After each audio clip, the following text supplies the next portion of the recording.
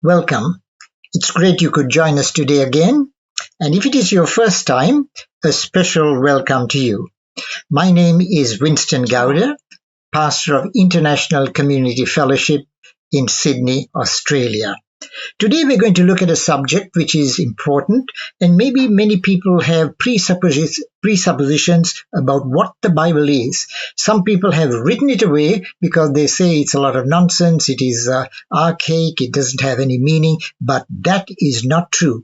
Usually what we do is we listen to other people and then we form an opinion. But I'm going to show you how the Bible is helping me to live a life and honor God. That is so important. So I'm going to come back to that in a moment.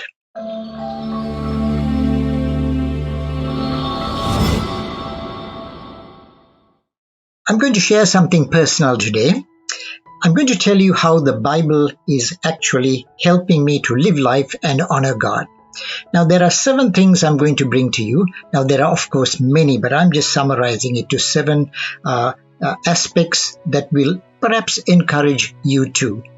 And we're going to look at these points one by one, and we're going to see how it works for us. First of all, God, our Creator, is working with us. He's given us the Bible to help us, to guide us, to lead us. And the message of the Bible and through Jesus Christ, He is going to change our lives, transform us, not just outwardly, from inside out. And the Bible will transform us because God is at work, and He will take away our corrupt nature because we all struggle with our own little demons. And according to His principles given in the Bible, He will bring a new way for us to live in a very, very broken world. Perhaps some of you are a little fed up with it and say, look, this is a real terrible world. I'm struggling, I'm striving, and I don't seem to be getting anywhere. But let me encourage you. Be encouraged, because there are tremendous things in the Bible that will help us. So the first thing that the Bible tells us and teaches us is that God, in His nature and His character, tells us who He is. He is a benevolent God, a good God. He is loving. He is just. So we need to take away all these ideas that people throw around. But the Bible, when we read it, gives us a clear indication of who this loving, caring God is. Secondly, we also see that this God shows us through the Bible and also through nature and creation, the things that He's said and done, that He has power. He has power, and it's not just a raw power, but it is of wisdom. He rules over all creation and all creatures. That includes me. That includes our nature, our world, everything that's happening in our world, and He is there to help us. So when we read the Bible, we begin to understand things about our world, what's good, what's bad, and how He is working through that. The third thing is, there are many promises in the Bible. Now, these promises are not just little cute sayings, but these promises come out of the plan that He has from the beginning of time. Even though sin entered the world, He has a program of redeeming us, of changing us. God is in the business of transforming us. And how we need that. We need that so much in our lives. And these promises are great. There are warnings and all kinds of things, but the promises show His love, His care. It also gives us directions as to how we live. It assures us of His presence, and it is so good for us in a world that is lost. There are many people who have no direction, no compass in life, because they do not understand that God is guiding them through His Word. In the fourth place, God gives us His Holy Spirit. Now, the Holy Spirit is the third person of the Trinity, and He's God, and He's divine, and He indwells believers. Jesus came, He died, He rose again, and He sends us the Holy Spirit to all those who repent and turn and seek God, and those who are transformed by the power of God. They are changed and they become a part of God's family. And that transforming continues as the Holy Spirit guides us, strengthens us, directs us, warns us, and so on. So that's a very, very important aspect of the Christian journey and of living in a very broken world. In the fifth place, he has principles. Now, God is not a God that just throws things together. It's not ad hoc here and there and so on. There is a plan. It's a very clever plan. It's a good plan, a plan that is there to help us, to lift us up. We go through all kinds of emotional ups and downs, but God is there to guide us in our high points, in our low points. He wants us to be happy. He wants us to enjoy peace. He wants us to enjoy the world in which He gives us. Even though it is broken, there are things that we can still enjoy, and we can praise God for it. So the principles are so important. Now, some people think that these principles are laborious, they are heavy, they are stressful. It is not. These principles are the principles that a parent, a loving, caring parent has for their children. Now, children don't always understand that, but God is there to guide us. And as we enter into His program and follow His ways, there are blessings that come to us. Now, of course, we can choose to rebel. We can choose to push against God. We can choose to do our own thing. And as in the physical, natural world, if we do that, there is a pushback. But when we cooperate with God and we ask God to guide us step by step, there are blessings that come to us. And in the sixth place, there is the aspect of prayer.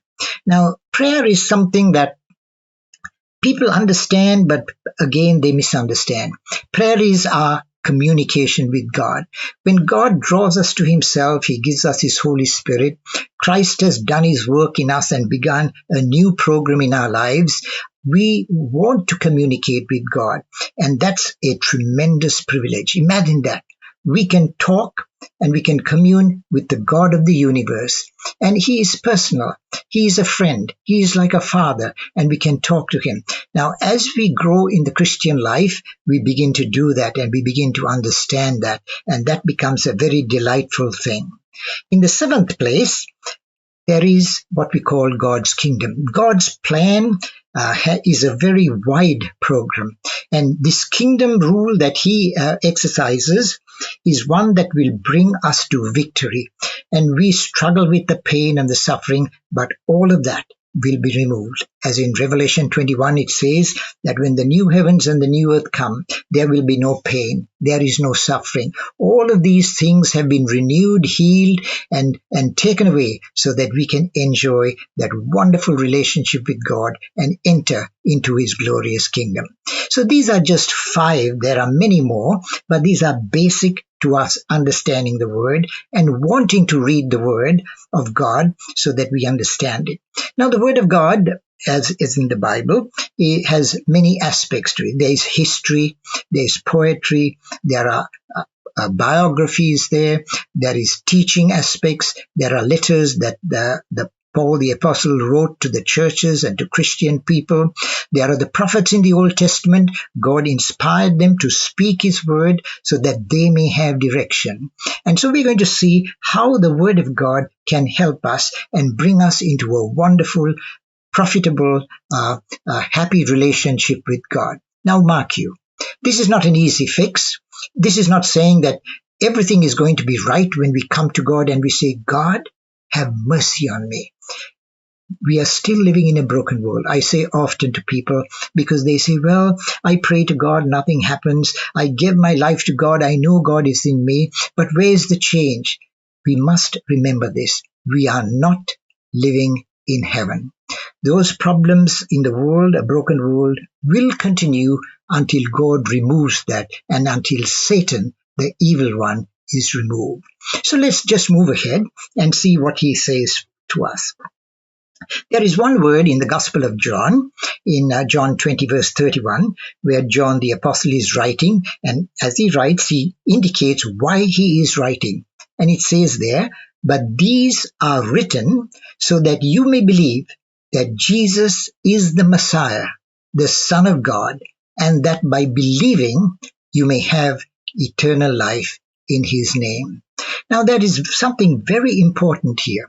The way a person comes back into a relationship with God, having been hostile, is through faith in Him. Faith in the fact and knowing that God exists, God has sent His Son Jesus Christ into the world to come take our place, live this life, experience all the temptations and hardships, and still go to the cross, take our penalty, our sin, take our punishment, and bring to us a forgiveness, bring to us the removal of guilt, and give us a relationship with God. That's how it is. It is not by our works, and the Bible is very clear on that. It is not what we do and so on, because whatever we do is flawed. Outwardly, it may be good, but inwardly, it is not. So keep this in mind. All religions in the world tend to teach us you have to do this, and there's 5 ways of doing this, 7 ways of doing this, engage in rituals. God says, no, stop.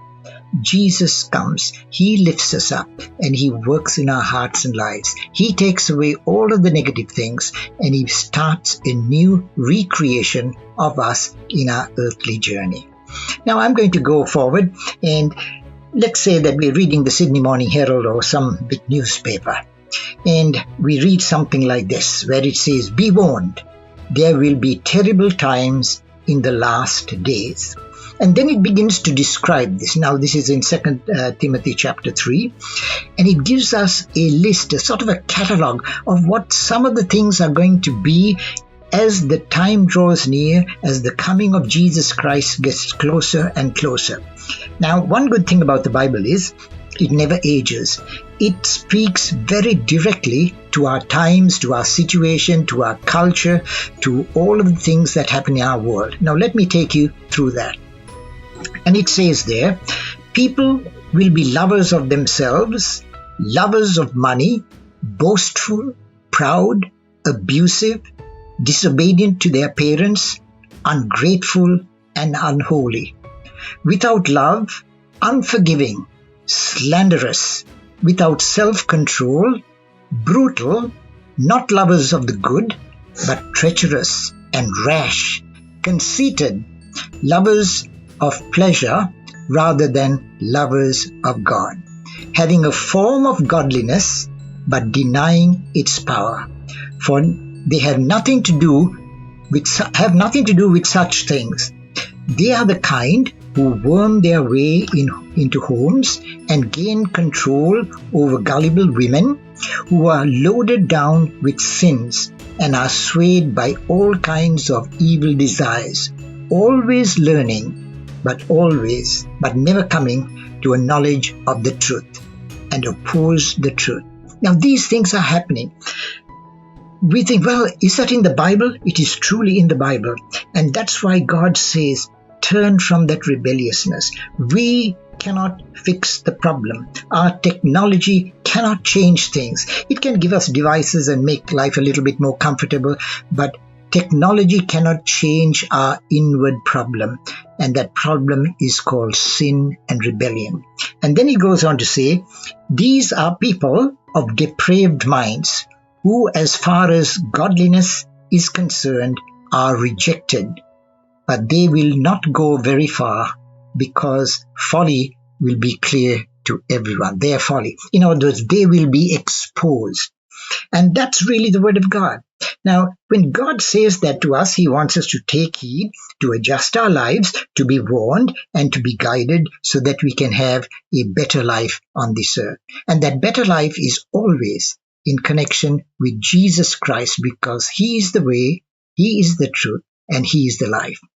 Now, as we go on, we're going to that passage in 2 Timothy chapter 3. It's in the letters part of the Bible in the New Testament, and it's an epistle that Paul wrote to Timothy. Now, in those verses from 12 to 17, he goes on to say, in fact, everyone who wants to live a godly life in Christ Jesus will be persecuted. He is connecting that with Jesus Christ, because Jesus Christ is our model. Jesus Christ is a reflection of who God is in terms of his character, his being, his heart, his emotions, and everything. And to live that kind of a life in our world is very, very difficult. We get into conflict. And the Bible very clearly, without any apologies, says when you want to follow the right way, God's way, the way of Jesus and not the way of Satan and not the way of evil, then you will be persecuted. Then in verse 13 it says, while evil doers and impostors will go from bad to worse, deceiving and being deceived. Now this is also a warning for us. There are evildoers in the world. Now, we have to wake up to this whole fact. Sometimes we try to be nice to everything. We try to embrace things and we compromise. We begin to embrace evil. We begin to put new labels on things. We change the words. And that's a part of the evil that is in the world. And God is going to deal with that, whether we like it or not. God doesn't take his rules and his governance from us. Then it goes on to tell us also in verse 14, now whilst that is happening, for those of you who are my people, for those who are wanting to follow God by the grace of God, he says, but as for you, continue in what you have learned and have become convinced of, because you know those from whom you have learned it. These days we do not check out our information, the source of our information, and it is very good. And the Bible tells us, be careful, this information that we receive. Now we can go to Google. You can receive many things, but how do you critique and know that that is true, that is right, it is not deceptive, it is not fake? And the Bible says, follow in the pathway that God has shown you, and he does that also through people. And then he goes on to say to Timothy, from a little boy, from infancy, you have known the Holy Scriptures.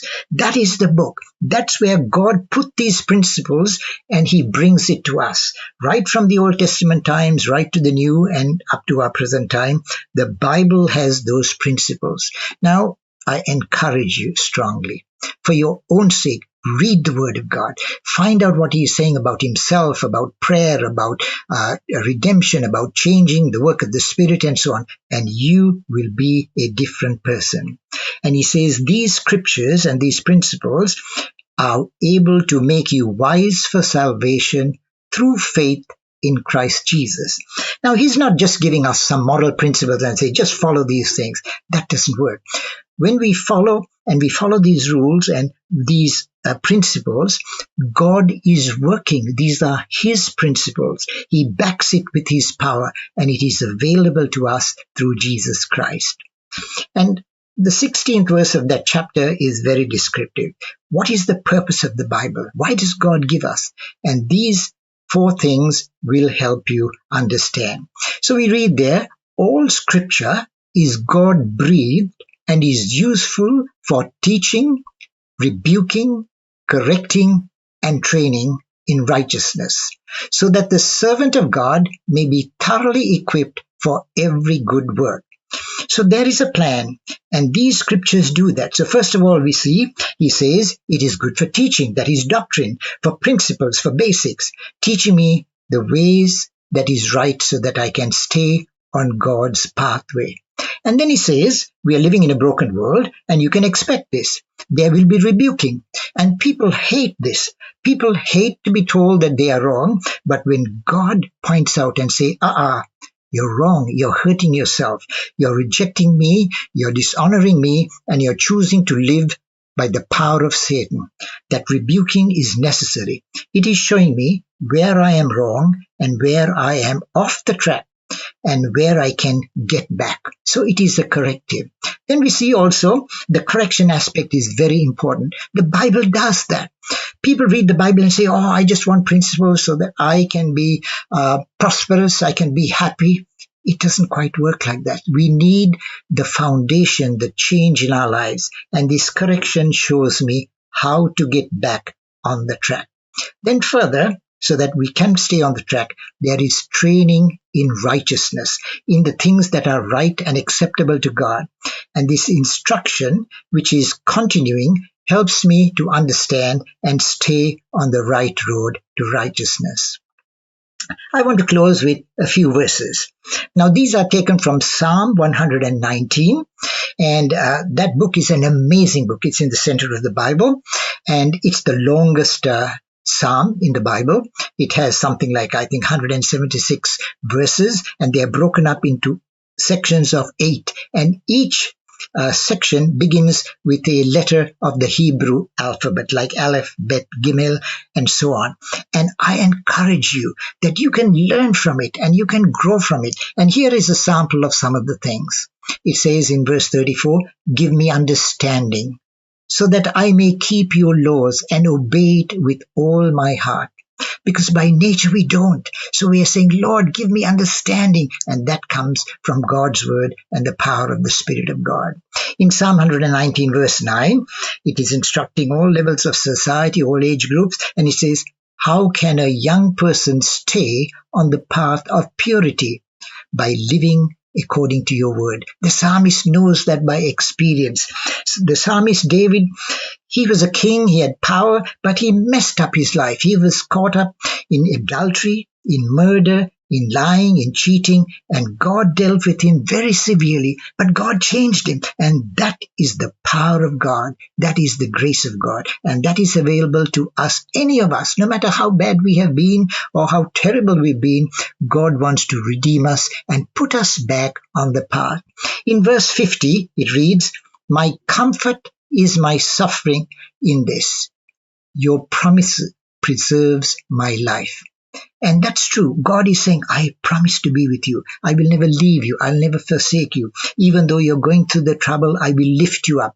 And what a wonderful way to live. That's also a personal experience of mine. In all the ups and downs, yes, we go through it, but God holds us in his strong hands. And maybe right now, that's what he's saying. That's what I need, because the world cannot give it to you. Friends and relatives and so on, human people cannot lift you up. They can give you outward comfort, and that's a wonderful thing too. Then in Psalm 119:67, before I was afflicted, I went astray. And he could see that.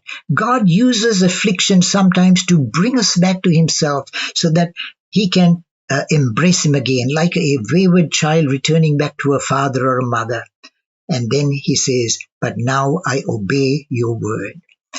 In Hebrews 4:12, it gives us some insight as to the nature of the Bible. It says, for the word of God is alive and active. There is something living about it. It's not just black ink on white paper. God is working. He is working in and through his word. And then he goes on, sharper than any double-edged sword. It penetrates even to dividing of soul and spirit, the joints and marrow. It judges the thoughts and the attitudes of the heart. How great that is. Yes, I encourage you to read Psalm 119. I've been doing that recently. I use my headphones, and there is a Bible, an audio Bible on my phone, and I can click to any passage and I can just take it in. And it is so encouraging to know, God, you're alive. You've given us principles and you are victorious and you will make it happen. And that's the way to live. That's what the Word of God does for us. And so we're going to close, and I'm going to read this last passage, and then we're going to have a prayer. In Psalm 119:73, your hands made me and formed me. Give me understanding to learn your commands. May those who fear you rejoice when they see me, for I have put my hope in your word. 75, I know, Lord, that your laws are righteous, and that in faithfulness you have afflicted me. May your unfailing love be my comfort, according to your promise to your servant. Then he goes on, let your compassion come to me, that I may live, for your law is my delight. May the arrogant be put to shame for wronging me without cause, but I will meditate on your precepts. 79, may those who fear you turn to me, those who understand your statutes. May I wholeheartedly follow your decrees, that I may not be put to shame. And so we're going to have a prayer. And let's keep that in mind, and let's ask God for grace and mercy in our lives. Dear Father God, we thank you for your word. Lord, the world is changing. We change definitions, principles, and we tend to make wrong what is right, and what is right we make wrong. Father, have mercy on our world. Thank you, Lord, that you saw our trouble, our suffering, and you sent Jesus. Thank you for Jesus Christ. Lord, we pray for all those who hear this message and others, and for those who are following you faithfully, give us strength, O God. Protect us from the evil one. Guard our minds, our hearts, our lips, so that we may serve you and that we may prosper and live lives to your glory, and also to be able to share it with those around us. Lord, open our ears, open our eyes to your word, that we may understand. Help us to make it a practice to read your word. We read so many things in life, but Lord, your word is the light unto our feet, and it is a lamp to our pathway. Please, God, have mercy on us. Thank you. Amen. We close with the blessing of God, and we all need that blessing. We need God to come into our hearts and lives, and this blessing is there for you too. The Lord bless you and keep you. May the Lord make his face shine on you and be gracious to you. The Lord turn his face towards you and give you peace, the peace that is encompassing, the peace that is very rich, the peace that deals with all of our issues and gives us that quietness and that prosperity and that wholeness that we need. We pray this in Jesus' name. Amen. It was good having you today, and if you've enjoyed this, and if it has challenged you and made you think, and if it has said to you, I need to read the Bible again, please do that. And please share this with others. Click like, and you can subscribe to our channel and hit the bell, and you will be notified of other messages that come. And if you'd like to, please leave a message or a question or whatever, and we'll get back to you. So till we meet again, God bless you. Whatever your situation is, it's easy to sit at home and be isolated and even be discouraged. ICF is here to help with a message of hope. Join ICF online and stay connected. Each week, we will provide a selection of music which you will find in the information below.